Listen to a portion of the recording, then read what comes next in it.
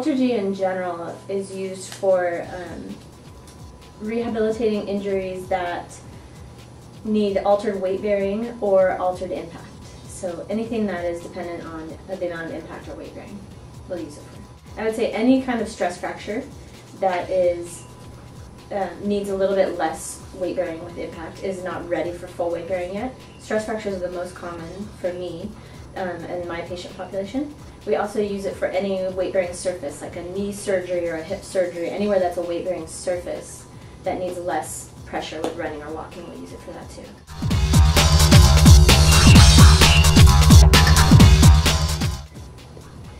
It allows us to start running earlier and to start doing weight-bearing exercise earlier, which can help especially with quad development, but can also help with any kind of muscle development, hip muscles, all the muscles that stabilize your body when you're weight-bearing will start to be activated sooner and get stronger sooner.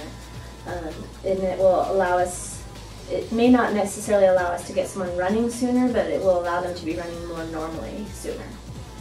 And then there are some athletes who aren't even allowed to put weight on the foot, let's say. They can't even put weight on their foot unless they're in an altered environment like that. So I've had people who can't walk at all unless they're in the Alter-G.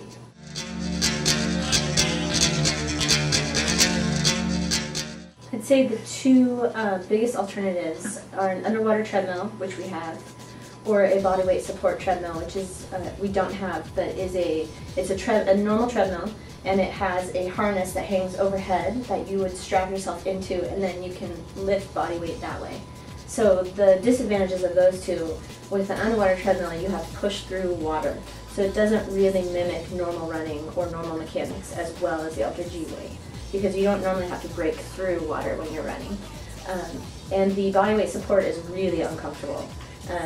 Most patients I've worked with on it don't feel like they're running normally. They're very guarded, they're very uncomfortable, they have pain from the harness digging in, and if you get a really big athlete, it can't really pull off enough weight that is worth using it. So in those cases, the Alter-G will allow us to actually do running and exercises that we wouldn't have been able to do otherwise.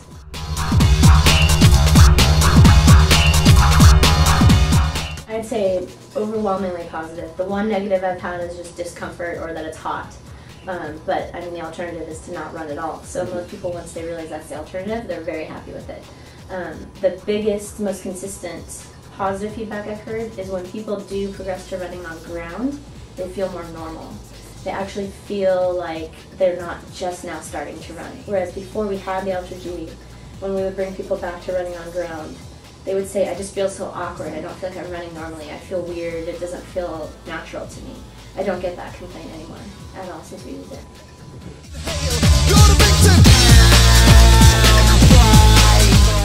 Yeah, absolutely. Especially in sports, we're really starting to push that envelope and try to get people back sooner and sooner and sooner.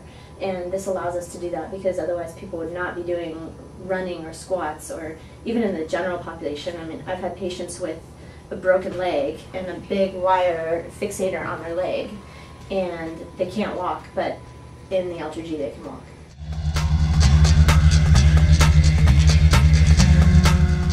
I think it's twofold. It can help them. The biggest problem I've had with patients I treat with arthritis who are obese is they can't exercise because it hurts too much.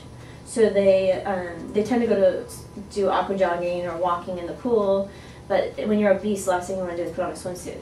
So that's sort of a hard thing to motivate them to do. So it allows them to exercise and to walk and run.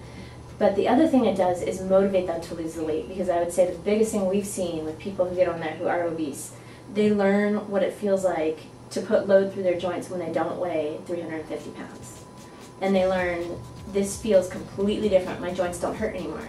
And they realize that it really is the weight. And if they lose the weight, that they may actually be able to walk without so much pain.